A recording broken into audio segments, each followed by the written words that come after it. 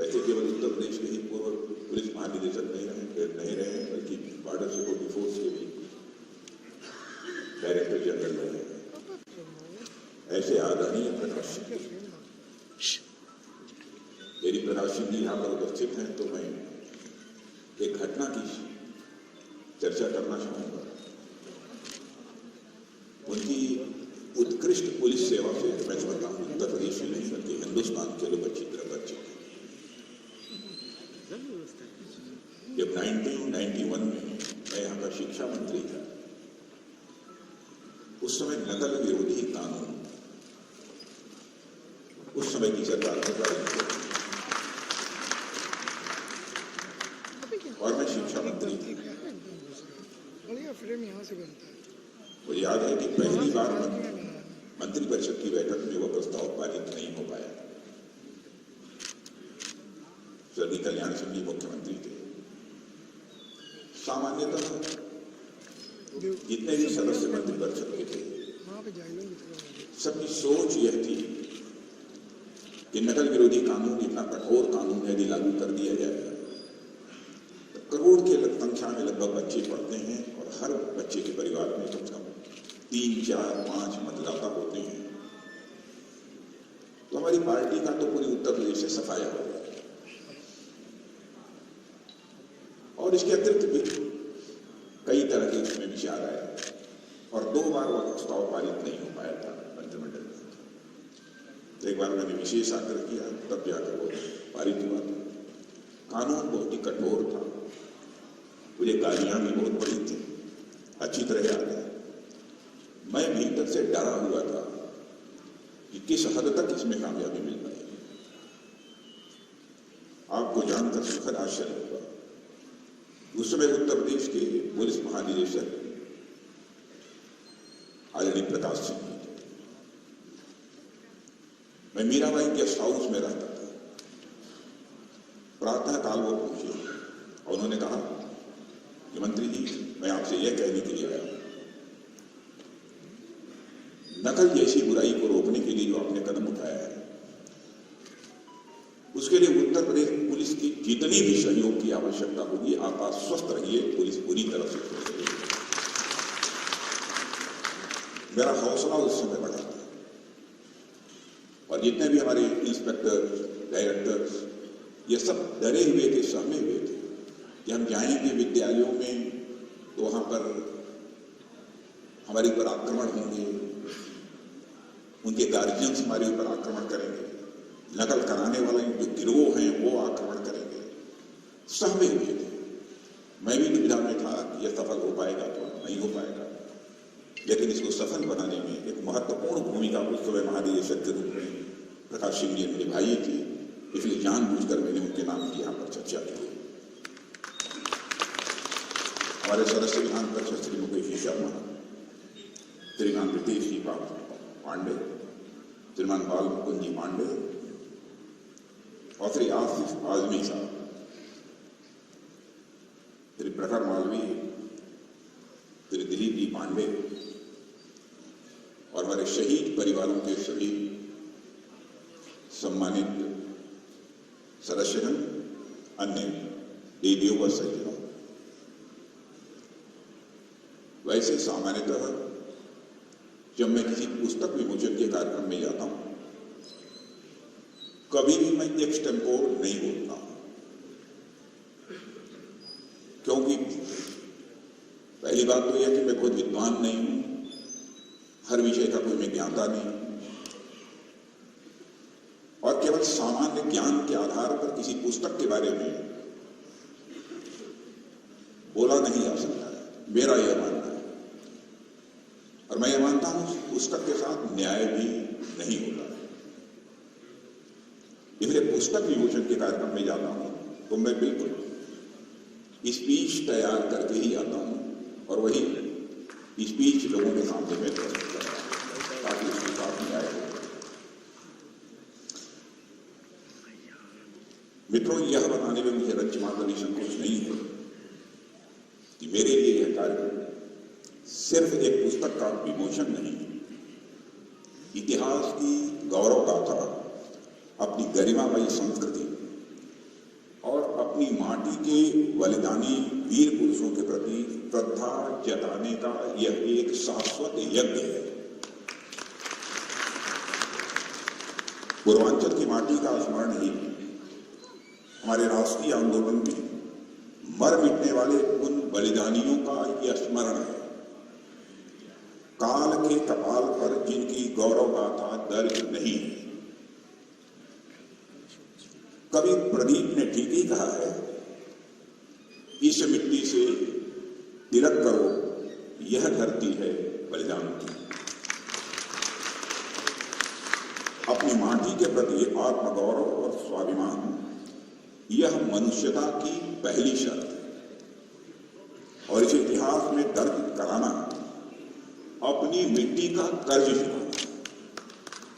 तो मैं कहना चाहूंगा आसिफ आजमी साहब से, सचमुच उन्होंने अपनी माटी का कर्ज चुकाया।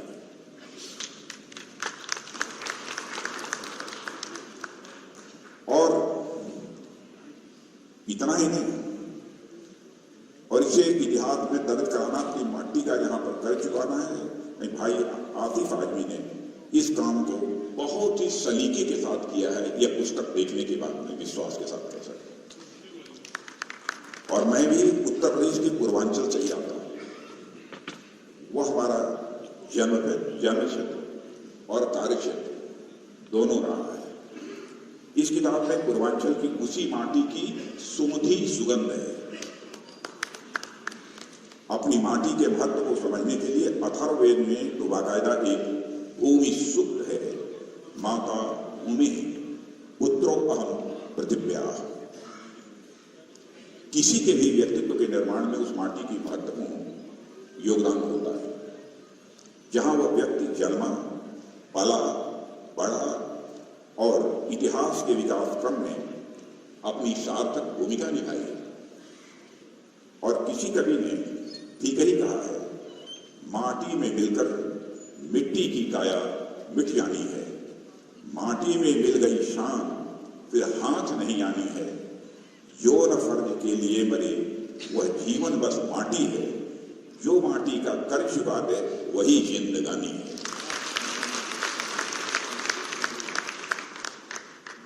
मित्रों, हर मनुष्य का अपनी माटी जिसमें वो पलता बढ़ता है, उससे गर्भनाल का रिश्ता होता है। देश के हर हिस्से की माटी अपनी तासीर के मुताबिक महामानव गढ़ती है। पूर्वी उत्तर प्रदेश की माटी की तासीर क्रांतिधर्मी और स्वतंत्र चेता है। इसलिए हमारे राष्ट्रीय आंदोलन में बड़ी संख्या में संघर्ष करने और जेल जाने वाले सपूत पूर्वी उत्तर प्रदेश के थे। भारत की आजादी से 5 साल पहले बलिया को अंग्रेजी शासन से आजाद कराने वाले चित्तू पांडे हो या अंग्रेजों के खिलाफ सशक्त क्रांति का बिगुल फूंकने वाले मंगल पांडे, दोनों इसी माटी की सुगंध से लैस थे।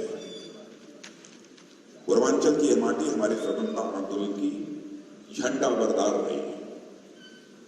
देश के स्वतंत्रता आंदोलन का इतिहास पूर्वांचल के क्रांतिकारियों और बलिदानियों के इतिहास के बिना पूरी तरह से अधूरा है। आसिफ आजमी साहब की यह किताब माटी के महायोद्धा पूर्वांचल के उसी योगदान को रेखांकित करती है। उन्होंने पूर्वांचल की माटी की वीरता का दस्तावेजीकरण कर अपनी माटी के प्रति उन्होंने न्याय किया और यह धरती देश के 16 प्रधानमंत्रियों में से 8 की कर्मभूमि या जन्मभूमि रही है। और हमारे लोकप्रिय प्रधानमंत्री नरेंद्र मोदी जी भी इसी इलाके से चुनकर आते हैं और यह वीर सपूतों की धरती है। मैं उसे प्रणाम करता हूं। आप ये कहेंगे यहाँ पर प्रधानमंत्री की चर्चा करने का औचित्य क्या है? औचित्य इसलिए कि जिस समय 2014 में वाराणसी चुनाव लड़े थे और जब मैं पार्टी का उस समय राष्ट्रीय अध्यक्ष था, तो उन्होंने कहा कि अध्यक्ष जी, मैं वाराणसी से ही चाहता हूं कि चुनाव लड़े। मैंने जब कारण पूछा, कई कारण बताए, बहुत विस्तार में नहीं आना चाहता, लेकिन भारत को आजाद कराने में क्रांतिकारियों ने जो अपना बलिदान दिया है उसकी भी चर्चा हमारे प्रधानमंत्री ने की। इसलिए मैं इस समय पुस्तक विमोचन के समय उनके नाम की चर्चा कर रहा हूं। मैं इसलिए वाराणसी चुनाव लड़ना चाहता हूं। आजादी और उसके सूरमाओं से इतर साहित्य, संस्कृति और संगीत में भी इस धरती का अमूल्य योगदान रहा है। कबीर से लेकर रैदास तक, राहुल सांकृत्यायन से लेकर शिवली नौमानी तक, भारतेंदु हरिश्चंद्र से हजारी प्रसाद द्विवेदी तक, प्रेमचंद से लेकर फिराक गोरखपुरी तक, पंडित कंठे महाराज से लेकर बिस्मिल्लाह खान तक, नौसाद से लेकर गिरिजा देवी तक, पंडित मदन मोहन मालवीय से लेकर हनुमान प्रसाद पोद्दार तक, किस किस का नाम गिनाऊं, सूची बड़ी लंबी है। पूर्वी उत्तर प्रदेश की इन कालजयी सपूतों में, पूर्वांचल की उर्वर माटी में सिर्फ साहित्य, संस्कृति, संगीत ने ही अपना झंडा बुलंद नहीं किया है। भारत की संत और ज्ञान परंपरा भी यहीं से फली और फूली है। देश की आजादी के लिए संघर्ष और बलिदान में भी यह धरती पीछे नहीं रही है। कौन मुकाबला करेगा इन रणबहादुरों का? बेगम हजरत महल, बाबू कुंवर सिंह, अमर शहीद चित्तू पांडे, मंगल पांडे, वीरांगना लक्ष्मीबाई, उदा देवी, गणेश शंकर विद्यार्थी, जयप्रकाश नारायण, आचार्य नरेंद्र देव, राम मनोहर लोहिया, स्वामी सहजानंद सरस्वती, जब्बनलाल सक्सेना जैसे लोग पूर्वांचल की धरती से एनी बेसेंट, मोतीलाल नेहरू, महामना मदन मोहन मालवीय, हुसैन अहमद बदनी, रफी अहमद किदवई, डॉक्टर संपूर्णानंद, लाल बहादुर शास्त्री, चंद्रशेखर आजाद, इंदिरा गांधी जैसे लोगों ने इस मिट्टी का नाम रोशन किया है। जो नाम मैंने लिए इन्हें तो सब जानते हैं, ये सब इस किताब में हैं, पर इस किताब में कोई 150 ऐसे अनाम लोग भी हैं जो इतिहास की बेरुखी का शिकार रहे, यानी अनसंग हीरोज जिन्हें हम कहते हैं। मैं बधाई देना चाहता हूं प्रधानमंत्री को, जिन्होंने 22 दिसंबर 2020 को अलीगढ़ मुस्लिम विश्वविद्यालय के शताब्दी समारोह में कहा था कि आजादी के अमृत महोत्सव में हमें उन वीर सपूतों को खासकर याद रखना चाहिए जो अनाम रह गए, जिनकी बलिदान गाथा इतिहास की परतों में कहीं छिप गई है, लेकिन उनका योगदान बहुत बड़ा है। मैं कह सकता हूं कि यह किताब उस दिशा में एक बड़ा कदम है और इसके लिए मैं आसिफ आजमी साहब को अपनी तरफ से पुनः मैं बधाई देना चाहता हूं। आसिफ आजमी जी साधुवाद के पात्र तो हैं ही। उन्होंने पूर्वी उत्तर प्रदेश के 32 जिलों से अनाम स्वतंत्रता सेनानियों को खोजा है। उन्हें झाड़ पोंछ कर इतिहास की चमकदार अलमारी में इन्होंने सजाया है और इस किताब में यह काम 2 श्रेणियों में किया गया है। पहली श्रेणी में वे जो राष्ट्रीय स्तर पर पहले से ही जाने जाते थे और दूसरे में वे हैं जो जिला स्तर पर तो थे पर इतिहास में अनसंग यानी अनाम थे। इन सबका कालखंड 1857 से लेकर 1947 तक का ही है और इस 90 साल के अंतराल में स्वतंत्रता सेनानियों को खोजना, पहचानना और फिर उनकी भूमिका का दस्तावेजीकरण करना कितना मुश्किल काम रहा होगा, इसकी हम कल्पना कर सकते हैं। मैं इसे समझ सकता हूं और इस श्रम साध्य काम को आसिफ जी ने बहुत ही मनोयोग के साथ किया है, यह बात मैं विश्वास के साथ कहता हूं। भारत का स्वतंत्रता आंदोलन अनूठा था। एक तो सबसे लंबे समय तक चलने वाला यह सामाजिक, राजनीतिक और एक आर्थिक संघर्ष था और दूसरे यह सशस्त्र विद्रोह, अहिंसक संघर्ष और सिविल नाफरमानी का एक अद्भुत समन्वय भी था। दुनिया में आप कहीं भी ऐसा विविध आयामी संघर्ष नहीं देख सकते। भारत के स्वाधीनता आंदोलन पर साथियों कई पुस्तकें लिखी गई, पर इस किताब और दूसरी पुस्तकों में अंतर इतना है कि दूसरी ज्यादातर किताबें घटनाओं, कहानियों और या प्रसंगों पर आधारित है, और इस किताब में उन घटनाओं और प्रसंगों के पीछे के सूरवीरों और क्रांतिकारियों की तलाश की गई है जो इन बड़ी घटनाओं के बेनामी पात्र थे।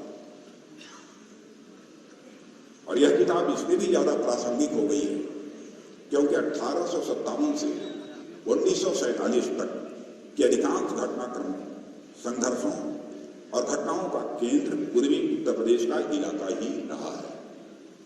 पर पूर्वी उत्तर प्रदेश की क्रांति धर्मी इस धरती के महायोद्धाओं की कालजयी कथा कहीं एक जगह संग्रहित अब तक नहीं हुई है। यह अन्याय तो हुआ है। हम अपने पुरखों को बलिदानों को अपना आदर्श नहीं बना सके क्योंकि जानकारी का अभाव था। इतिहास कैसे लिखा गया, किन लोगों ने लिखा, क्या गड़बड़ी हुई, ये आप जानते ही हैं। पर मेरा निश्चित मत है कि यह किताब उस कमी को निश्चित रूप से पूरा करेगी। साथियों, माटी के महायोद्धा किताब में कुल 192 नाम हैं, पर वे जो नाम हैं मैं मानता हूं वे अंतिम नहीं है। मुझे बताया गया कि कुल कोई 800 नाम ढूंढे गए जिन पर काम चल रहा है, और यह 192 पहली कड़ी है। इनमें 27 नाम तो ऐसे हैं जो पहले से राष्ट्रीय अंतर्राष्ट्रीय स्तर पर ख्याति प्राप्त है। इस किताब की भाषा सहज, सरल और साथ ही बोधगम्य भी है। किताब तथ्यात्मक और प्रामाणिक बने, यह मेहनत पूरी किताब में दिखती है। और साथियों, भारत को समझने के लिए इतिहास को सही रूप में समझना जरूरी है। इतिहास को सही नजरिए से देखने और समझने की भी जरूरत है। आजादी से पहले औपनिवेशिक शक्तियों ने हमें वह इतिहास पढ़ाया जो बेहद पक्षपातपूर्ण था, और इसने हमारी सभ्यता की महानता और हमारे लोगों की शौर्य को नजरअंदाज किया है। भारतीयों को हमेशा हारे हुए लोगों के रूप में प्रोजेक्ट किया गया है। भारत का इतिहास सिर्फ गुलामी का इतिहास नहीं है, बल्कि विजय का इतिहास है। और भारत के इतिहास को गुलामी और पराजय के इतिहास के रूप में लिखा गया। और आजादी के बाद यह सब बदलना चाहिए था, पर दुर्भाग्यवश आजादी के बाद भी भारत के इतिहास को विचारधाराओं से प्रभावित होकर लिखा गया। आपको याद दिलाना चाहता हूं, 1857 के स्वतंत्रता संग्राम को फर्स्ट वार ऑफ इंडिपेंडेंस की जगह सिपाही म्यूटनी कहा गया। वीर सावरकर जैसे महान देशभक्त को ब्रिटिश स्टूज कहने तक और भगत सिंह को रिवॉल्यूशनरी टेररिस्ट बोलने तक पक्षपाती इतिहासकारों ने के एक विशेष ग्रुप ने भारत के इतिहास को, जैसा कि मैंने पहले भी कहा, विचारधाराओं की स्याही से लिखा है। पर मुझे यह देखकर अत्यंत प्रसन्नता होती है आज कुछ युवा इतिहासकार उस गलती को सुधारने का काम इस समय कर रहे हैं। इतिहास के तथ्यों न कि विचारधाराओं के इतिहास को तथ्यों न कि विचारधाराओं के आधार पर लिखा जाना चाहिए। मैं आज की युवा पीढ़ी से एक महत्वपूर्ण बात कहना चाहता हूं कि इतिहास कोई स्कूल और कॉलेज में पढ़ने वाला विषय मात्र ही नहीं है, यह आपके अस्तित्व का हिस्सा है, आपकी साझी विरासत है। और इसे अगर आप नहीं प्रिजर्व और प्रमोट करेंगे तो आपके लिए यह काम कोई और नहीं करेगा। 2014 में केंद्र में हमारी सरकार बनने के बाद से ही हमने अपने ऐतिहासिक विरासत को संजोने का काम किया है। आज जब हम लचित बोरफुकन की शौर्य गाथा को लोगों तक पहुंचा रहे हैं तो यह किसी व्यक्ति का सम्मान नहीं है, यह हमारे गौरवशाली इतिहास का सम्मान है। आज जब हम जनजातीय गौरव दिवस मनाते हैं तो यह सिर्फ शहीद बिरसा मुंडा के प्रति हमारी यह श्रद्धांजलि नहीं है, बल्कि आजादी के लिए मर मिटने वाले तमाम गुमनाम आदिवासी शहीदों नायकों के प्रति हमारी कृतज्ञता व्यक्त करने का यह एक सशक्त माध्यम है। यह एक पुस्तक विमोचन का कार्यक्रम है। कुछ बातें किताबों के संदर्भ में मैं आप सबके समक्ष यहाँ रखना चाहूंगा। मैं मानता हूं the greatest gift of one generation can give to another is a good book. और वो किताब अगर इतिहास की हो तो फिर वो गिफ्ट और भी अनमोल हो जाती है। पिछले कुछ समय में एक सामान्य अवधारणा बन गई है कि आज की पीढ़ी ज्ञान नहीं बल्कि केवल सूचना चाहती है। मैं इस अवधारणा से बिल्कुल सहमत नहीं हूं। सूचना और ज्ञान को आप अलग अलग नहीं देख सकते। सूचना आपको दृष्टिकोण, पर्सपेक्टिव विकसित करने में मदद करती है।